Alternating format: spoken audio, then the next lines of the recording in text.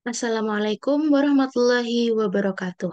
Perkenalkan, nama saya Salma Hanum Azahra dengan NIM G00236164 dari kelompok B8 atau SGD 18. Nah, pada blog kali ini saya akan menjelaskan tentang sistem kardiorespirasi. Jadi saya akan membahas tentang saluran dari pernafasan, lalu sistem yang memompa darah ke seluruh tubuh yang bisa kita kenal dengan kardio atau jantung, lalu ada diafragma dan mediastinum. Nah, untuk salurannya sendiri saya tidak akan membahas semuanya, saya hanya akan membahas tentang faring. Nah, yang pertama ini saya akan bahas tentang faring. Nah, seperti yang sudah saya sebutkan, dia itu merupakan salah satu dari saluran yang membantu kita dalam sistem respirasi atau pernafasan. Faring dibagi menjadi tiga. Yang paling atas ada nasofaring, lalu berlanjut menjadi orofaring, dan yang terakhir ada laringofaring.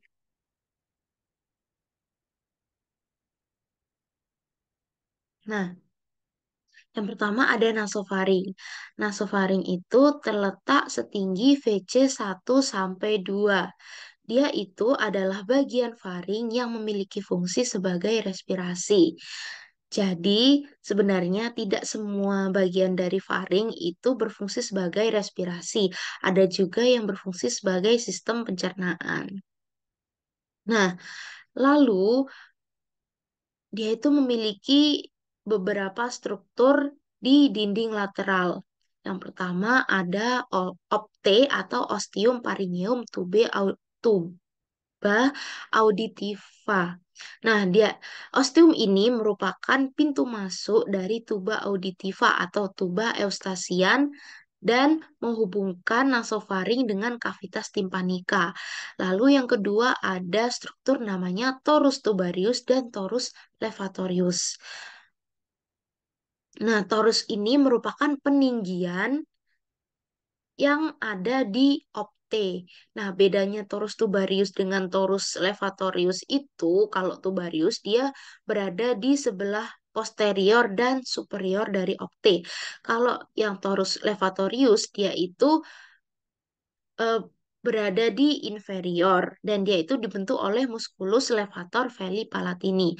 Lalu struktur yang terakhir ada recessus pharyngeus. Dia itu bagian dari cavum pharyngeus yang terletak di sebelah dorsal dari torus tubarius dan memanjang ke atas sampai atap faring. Nah, nanti nasofaring ini akan berlanjut ke bawah menjadi orofaring. Nah, orofaring ini terletak setinggi VC2 sampai 3. Strukturnya itu ada arcus palatoglossus, arcus palatopharyngeus, fossa tonsillaris, tonsilla palatina, dan membrana epiglotika. Nah, seperti yang saya jelaskan tadi, tidak semua dari bagian faring itu berfungsi sebagai respirasi. Nah, salah satunya orofaring ini dia yang berfungsi sebagai sistem pencernaan. Karena letaknya itu berada di belakang cavum oris. Nah, lanjut ke bangunan yang penting lagi. Tadi yang pertama yang saya sebutkan adalah arcus palatoglossus. Nah, bedanya apa sih dengan arcus palatopharyngeus? Dia itu sama-sama merupakan struktur pelipatan mukosa, tetapi bedanya yang arcus palatogloss itu di bagian anterior, lalu yang arcus palatopharyngeus ini dia di bagian posterior dari orofaring. Nah, lalu ada struktur yang bernama fossa tonsillaris. Dia itu cekungan di antara arcus palatoglossus dan arcus palatopharyngeus. Lalu ada tonsilla palatina, dia itu merupakan sepasang jaringan limfoid yang dilapisi oleh membrana mukosa. Lalu yang terakhir ada membrana glossoepiglotika. Dia itu menghubungkan antara radik lingua dan epiglotis. Nah, di dalam membrana glossoepiglotika juga terdapat dua penebalan. Yang pertama di bagian medial yang disebut sebagai plika glossoepiglotica glotika, mediana, dan di bagian lateral yang disebut plika glosoepiglotika lateral. Nah, lalu orofaring ini akan berlanjut sebagai laringofaring di bagian paling bawah. Dia itu terletak setinggi VC3 sampai 5. Nah, dia ini nanti akan bersambung dan menyempit menyempit dan bersambung dengan esofagus. Jadi dia yang paling bawah dari laringofaring itu dia akan bersambungan dengan esofagus. Nah, bangunan-bangunan pentingnya itu yang pertama ada fossa piriformis. Dia terletak di kanan dan kiri dari laringofaring dan berfungsi untuk menampung benda tajam yang tertelan. Jadi, misal ada kayak duri ikan yang tertelan, maka dia akan menyangkut di sini agar tidak merusak lambung nantinya. Lalu yang bangunan penting kedua itu ada atitus laringis yang merupakan pintu masuk menuju laring.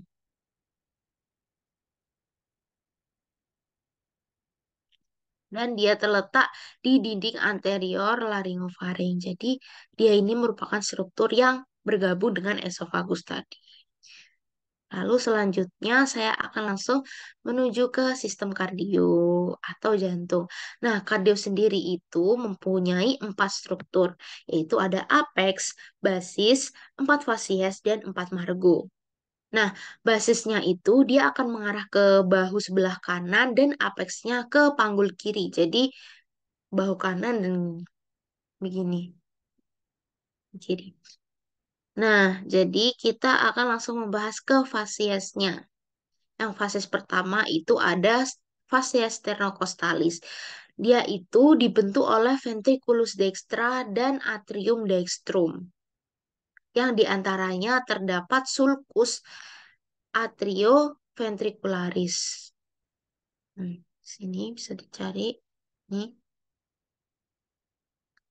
Lalu yang kedua ada fasies diafragmatica. Dia itu dibentuk oleh ventriculus dextra dan sinistra yang dipisahkan oleh sulcus interventricularis posterior dan bersandar pada centrum tendineum diafragmatica. Lalu yang ketiga dan keempat adalah fasies pulmonalis dextra dan sinistra. Jadi dia itu ada dua karena pulmo kita kan ada dua ya. Lalu dia itu dibentuk oleh ventriculus sinistra yang membentuk impresio kardiaka pada fases medialis pulmo sinistra dan atrium dextrum untuk pulmo sini pulmo dextra. Nah, lalu dia itu juga memiliki 4 margo. Ada margo dextra dan sinistra. Dia itu sama dengan fases pulmonalis dextra dan sinistra. Lalu ada margo inferior, yaitu berbentuk tepi tajam di antara fases anterior dan diafragmatica cordis. Lalu yang terakhir ada margo op- obtusus, yang memisahkan fases pulmonalis anterior dan sinistra berbentuk bulat dan berada di auricula sinistra sampai apex cordis. Nah, lalu di struktur kita kan membicarakan struktur eksternal, berarti kita juga akan bertemu dengan skeleton cordis atau kerangka dari core atau jantung. Nah, fungsinya itu apa aja sih selain kerangka dari core? Dia itu juga tempat melekatnya miokardium atau otot jantung. Lalu dia itu juga sebagai perlekatan kuspis atau tempat melekatnya katup jantung dan isolator impuls antara atrium dan ventricle. Dia itu terdiri dari annulus fibrosus, trigunum fibrosus, dan pars membranacea septum interanterioventricular. Interatrial dan arterioventrikular. Lalu kita akan langsung membahas ke struktur yang interna. Dia itu ada atrium dextra. Nah, atrium dextra itu adalah serambi kanan. Dia itu terdiri dari satu ruangan utama yang halus, namanya sinus venarum cavarum, dan musculus pectinati, dia yang kasar. Lalu pada bagian superior yang disebut auricula Dextra, dia itu nanti dipisahkan oleh ruangan yang namanya crista terminalis di bagian dalam dan sulcus terminalis di bagian luar.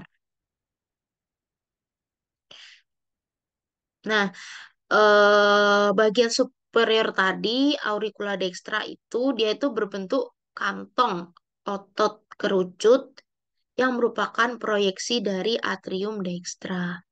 Nah, lalu ada juga struktur namanya septum interatrial. Dia memisahkan antara atrium kanan dan kiri. Nah, pada saat dia itu pada saat ini dia itu terdapat sebuah lubang namanya itu fossa ovalis. Saat dewasa dia akan membentuk sebagai fossa ovalis. Tetapi pada saat fetus dia itu namanya adalah foramen oval. Lalu di bagian atrium dextra ini terdapat muara-muara pembuluh darah yang besar. Yang pertama seperti vena cava superior. Dia nanti akan bermuara di ostium vena cava superior. Lalu ada muara dari vena cava inferior. Dia nanti akan melalui ostium vena cava inferior yang terdapat pada valvulae venae cavae. Lalu ada sinus coronarius. Nah, melalui ostium sinus coronarius ini, dia itu merupakan muara dari ostium sinus coronaris itu merupakan muara dari sinus coronarius. Lalu ada muara dari venae cordis minime melalui foramina venarum minimarum. Lalu yang kedua ada atrium sinistra. Dia itu terdiri atas sinus venarum cavarum dan auricula sinistra. Nah, terdapat ostium atrioventricular sinistrum, yaitu nanti menghubungkan dengan ventriculus sinistrum. Lalu ada fossa ovalis dan valvular foraminis oval. Lalu struktur internal selanjutnya adalah ventriculus dextra itu dia tersusun dari trabeculae carneae atau struktur yang rata-rata kasar karena ada tiga penyusunnya. Yang pertama ada musculus papillaris, lalu ada trabecula septomarginalis yang terdapat bundle of His atau di situ merupakan sistem konduksi jantung, lalu ada rigi biasa yang menonjol di bagian dalam. Lalu di bagian ventriculus dextra ini juga ada ostium trunci pulmonalis. Dia nanti menghubungkan dengan truncus pulmonalis. Nah, lalu lanjut ke ventriculus sinistra. Nah, dia itu merupakan pembentuk dari apex cordis dan memiliki miokard yang lebih tebal. Kenapa? Karena dia akan memompa darah ke seluruh tubuh, otomatis ototnya harus lebih tebal dan besar. Jadi dia itu ada strukturnya yaitu vestibulum aorta yang menghubungkan dengan aorta. Lalu ostium aorta, hmm, maaf, ostium aorta yang menghubungkan dengan aorta, lalu ada musculus papillaris. Nah, lalu kita akan beralih ke katup jantung. Jadi, fungsi jantung kan memompa darah ke seluruh tubuh, tetapi ada juga yang menerima darah dari paru-paru untuk ditukar gasnya agar bisa bertukar dengan eh, maksudnya setelah dari paru kan ditukar gasnya sama paru-paru. CO2 menjadi O2. Dia nanti disalurkan ke jantung lagi dan dari jantung dia itu nanti akan baru disalurkan ke seluruh tubuh. Jadi itu dia itu ada pembatas-pembatas atau namanya katup jantung yang bisa membuka dan menutup sesuai aliran darah tersebut. Jadi katup jantung itu ada empat yang terdiri dari dua katup atrioventricularis dan dua katup semilunaris. Nah, katup atrioventricularisnya itu terletak di antara atrium dan ventrikel. Yang pertama ada valva tricuspidalis atau atrioventricularis dextra dan ada valva mitralis atau atrioventricularis sinistra. Lalu dua katup semilunaris itu tadi yang terletak di antara ventrikel dan arteri besar. Jadi ada valva pulmonalis yaitu antara ventrikel dextra dan truncus pulmonalis. Lalu ada valva aorticus antara ventrikel sinistra dengan aorta. Nah, untuk tekanan darahnya itu jadi di jantung kan dia itu memompa darah, otomatis ada tekanannya dong ya. Tekanan untuk memompa itu tadi. Jadi eh, ada dua jenis tekanan yaitu sistolik dan diastolik. Nah, ketika si ventrikel ini berkontraksi untuk memompa darah keluar dari jantung itu namanya tekanan sistolik. Jadi di tekanan sistolik ini katup semilunar atau katup aorta dan pulmonal itu terbuka, sedangkan katup atrioventrikular itu dia akan menutup. Nah, tekanan yang kedua itu namanya tekanan diastolik. Dia itu terjadi ketika ventrikel relaksasi dan terisi darah dari atrium. Dia itu terjadi saat katup semilunar tertutup dan katup atrioventrikular terbuka. Lalu untuk mekanisme dari katup atrioventrikular sendiri itu yang pertama saat ventrikel relaksasi, tekanan di dalam ventrikel itu akan rendah. Nah, kuspis itu atau katup jantungnya dia akan lemas. Lalu kedua valva atrioventrikular akan terbuka. Jadi dia lemas, lalu kan kanannya kan rendah. Tapi dia itu terbuka, lalu darah masuk ke ventrikel. Karena darah di ventrikel penuh, katupnya itu nanti akan terdorong oleh aliran darah dan dia akan tertutup. Lalu chorda tendinae dan musculus papillaris akan menegang. Lalu beralih ke katup semilunar, dia itu kan katup pulmonal dan aorta. Dia itu mengatur aliran darah dari ventrikel ke arteri besar atau trunkus pulmonal dan aorta. Jadi katup pulmonal ini nanti akan mengontrol pembukaan dari ventrikel kanan ke dalam trunkus pulmonalis dan katup aorta ini juga mengontrol pembukaan dari ventrikel kiri ke aorta. Masing-masing memiliki tiga titik.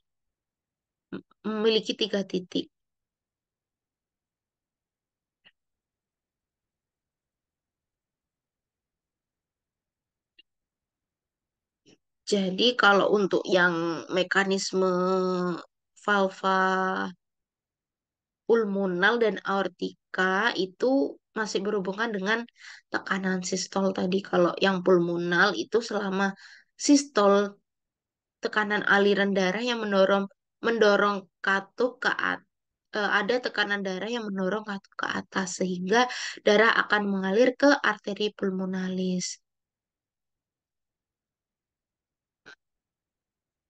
Tuh, jadi yang sebenarnya yang eh, berfungsi utama sebagai katupnya itu yang atrioventricularis tadi atau katup semilunar.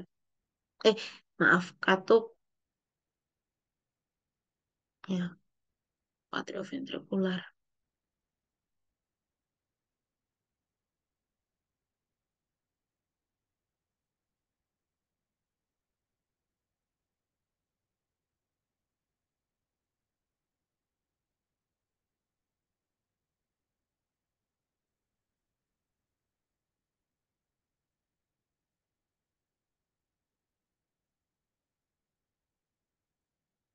Nah, lalu kita akan lanjut ke bagian diafragma. Diafragma sendiri itu merupakan pembatas kavitas torakis dan kavitas abdominis. Ada dua bagian. Yang pertama ada pars muscularis dan ada centrum tendineum yang di tengah ini. Nah, untuk pars muscularisnya, dia itu dibagi menjadi beberapa pars lagi. Yang pertama ada pars ternalis. Yang kedua ada pars costalis dan yang ketiga ada pars lumbalis. Nah, pars ternalis ini dia akan membentuk sebuah struktur bernama trigonum sternocostal lare yang dilewati oleh arteri atau vena epigastrika superior.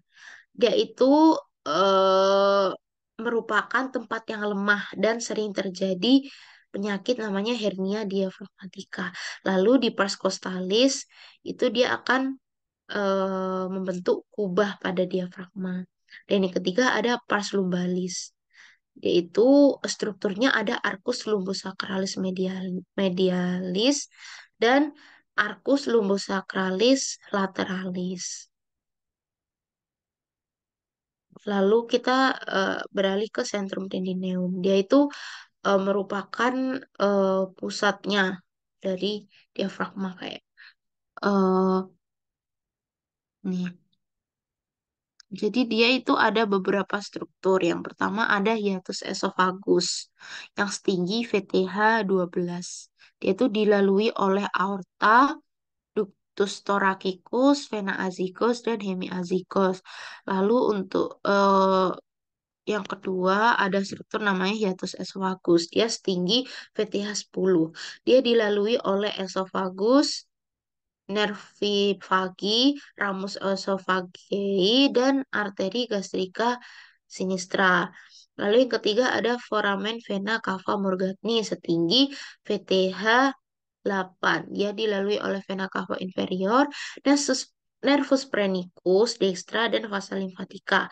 Lalu struktur yang terakhir ada trigonum sternocostal atau lare yang dilalui oleh arteri atau vena epigastrika superior dan vasa limfatika.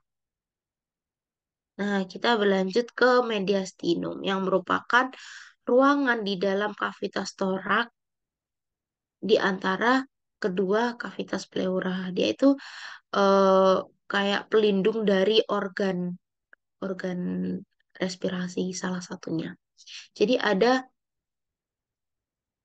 eh jadi dia itu ada mediastinum superius dan mediastinum inferius.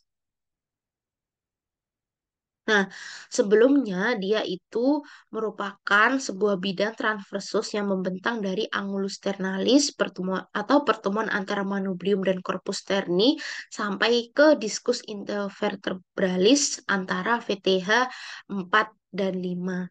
Dia itu dibagi menjadi dua seperti yang sudah saya sebutkan.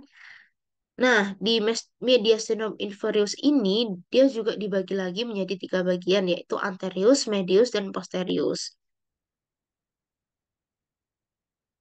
Nah, beralih yang pertama di mediastinum superius, dia itu membentang dari apertura superior thorax sampai ke transversus thoracic, termasuk angulus ternalis dan antara VTH 4 sampai 5. Dia itu berisi timus, trakea, esofagus, arcus aortae dan percabangannya, lalu ada vena brachiocephalica dextra et sinistra, lalu ada vena intercostalis superior sinistra, lalu ada vena cava superior, nervus vagus, nervus laryngeus, lalu ada ductus thoracicus dan nervi kecil lainnya. Lalu untuk yang mediastinum inferior, dia itu kan terbagi menjadi tiga. Jadi mediastinum inferior anterior yang terletak di anterior perikardium dan di posterior sternum dan musculus transversus thoracis. Isinya itu ada sisa timus, nodi limfatiki, lemak, dan jaringan ikat longgar.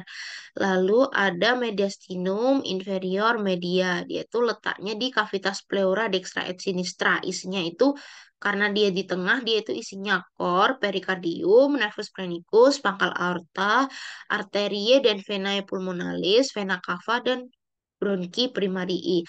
Lalu yang terakhir ada mediastinum inferior posterior. Dia letaknya di bagian posterior perikardium antara pleura mediastinalis. Isinya itu ada esophagus, aorta thoracica, vena azygos, dan hemiazygos. Lalu ada ductus thoracicus, nervus vagus, truncus sympathicus, dan nervus splanchnicus. Ini adalah referensi gambar yang saya ambil. Nah, sekian dari saya. Mohon maaf apabila penjelasan saya salah atau banyak yang kurang. Terima kasih. Wassalamualaikum warahmatullahi wabarakatuh.